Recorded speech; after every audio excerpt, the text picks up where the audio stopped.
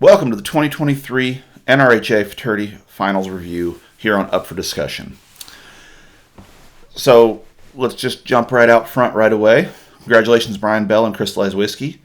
You had the run that you needed to win it, and I think it was deserved by a lot. That little mare, Crystallized Whiskey, has turned into one of the better show horses.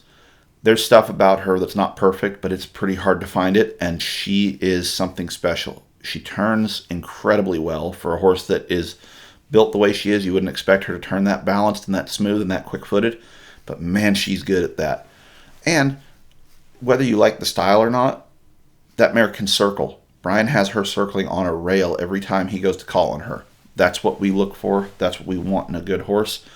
And she stops, she's one of the top 5 stoppers that was in that finals pen, and that was enough to keep her in that deal when she outcircled and outturned most of them. So the right winner ended up winning.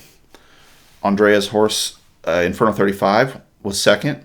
And that horse, I think, was saved by his stops. He had the inverse problem of the Crystallized Whiskey mare.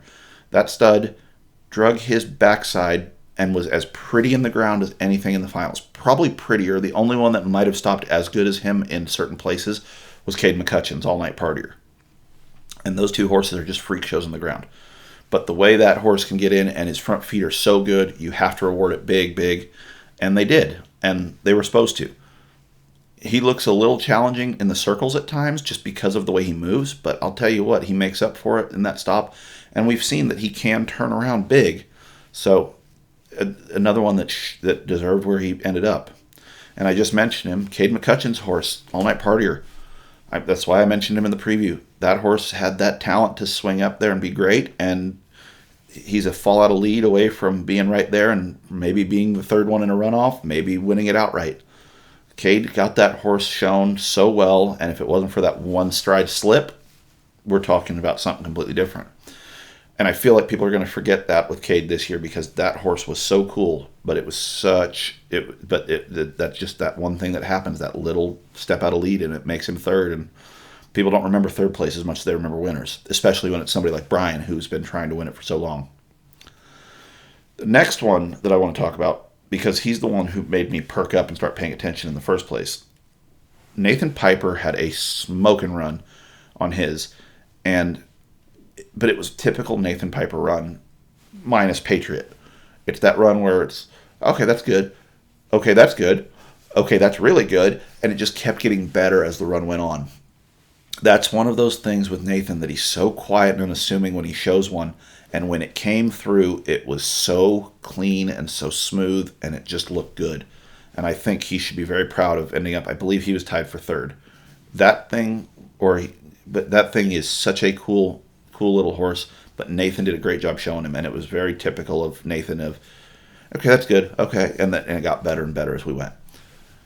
The other one I want to talk about is Jason Van Landingham. Jason in that last set made a statement and jumped in there, and I didn't think he was going to win it, but he was darn sure in the upper echelon, and that top 5 that I just mentioned, Jason, Cade, Nathan, Brian, and Andrea, those were the 5 clear-cut best horses in that finals, or at least the best runs that night.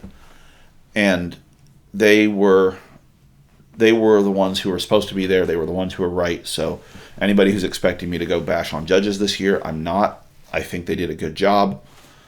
There's little things here and there that I'm like, okay, maybe I would have seen that a little different. But in the end, I think they got to the right spot. I think that everything was really good.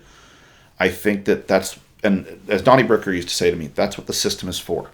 It allows people to have their opinions, and the average is what actually works out. And that's something that got explained to me last year a little better of, you can't be so rigid in what your definition of it is. And I think that explanation is one of the best explanations I've ever gotten, because that shows you how well the system works when it's applied, and that way one person's opinion doesn't override everything else. Now, I do want to talk to you about my controversial opinion is not about anything to do with the show pen. It's about to do with the way the show appeared to me. And maybe it's just the luck of the draw because all of the best runs were in the last 10 or so. But the first half of that Futurity, actually the first 4 sets, just felt kind of average for a Futurity. It didn't fill the excitement. I was there watching it, but those last two sets wound me up and got me excited. Even sitting here at home, I was sitting here at home on my couch watching watching it on the TV. I literally made sure I was off work early enough to get back home to watch, and that's how much I wanted to see this deal. But the first four sets were kind of, there's good, there's okay, but then it started rolling, and I think it was Nathan was the first big scorer that kind of got me on the edge of my seat and moved me forward, and then from then on it built. And I don't know if there's a way to do that, but I think that's more of a statement of what the depth of this field was versus what the quality of horse was. I think the depth of the field was a little light compared to the last 3 years, but we've been spoiled the last 3 years.